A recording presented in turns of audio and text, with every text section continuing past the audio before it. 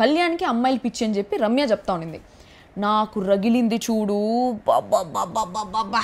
తర్వాత ఇంకో మాట చెప్పింది, ఫస్ట్ డే నుంచి ఆ అమ్మాయి వచ్చి కూర్చుంటే చాలా ఇరిటేటింగ్గా ఉంది, ఈ అబ్బాయి అంతా చేసేది అదే, నన్ను చేస్తే లాగి పెట్టి ఒకటి ఇచ్చేస్తా, కిందే సొత్తేస్తా అనింది. ఫస్ట్ ఆఫ్ ఆల్ కళ్యాణ్ వచ్చి నేను నీ దగ్గరికి రాడు, నువ్వు వచ్చి లాగి పెట్టే అంత సీన్ లేదు. నాకు అనిపించింది ఒక నేషనల్ ప్లాట్ఫామ్ మీద ఒక అబ్బాయిని అంత మాట్లాడుతూ ఉంటే నాకు లాగి పెట్టి నాకు కొట్టాలనిపించింది నిజంగా. అట్లా మాట్లాడుతూ ఉంటాయి.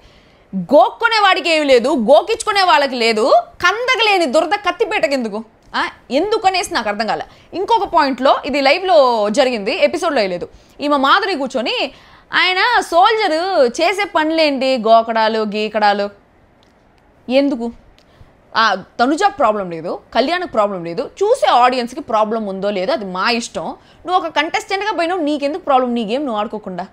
చాలా ఓవర్ అనిపించింది. ఒక నేషనల్ ప్లాట్ఫామ్ మీద ఒక అబ్బాయి గురించి అట్లా మాట్లాడడం వర్స్ట్, అస్సలు నచ్చలేదు. That is character assassination. ఇందుకు కాదా జనాలు కమెంట్లు చేసేది అనేసి అనిపించింది. ఎందుకంటే వాళ్ళు ఎవరో మీద మీరు కమెంట్ చేసినప్పుడు మీ మీద కూడా 10 మంది అట్లే కదా కమెంట్ చేస్తారు, అట్లే కమెంట్ చేస్తున్నారు, అది యాక్సెప్ట్ చేసుకోవాల్సిందే. దీని గురించి నాకు మా ఈ వారం మాట్లాడాల్సిందే.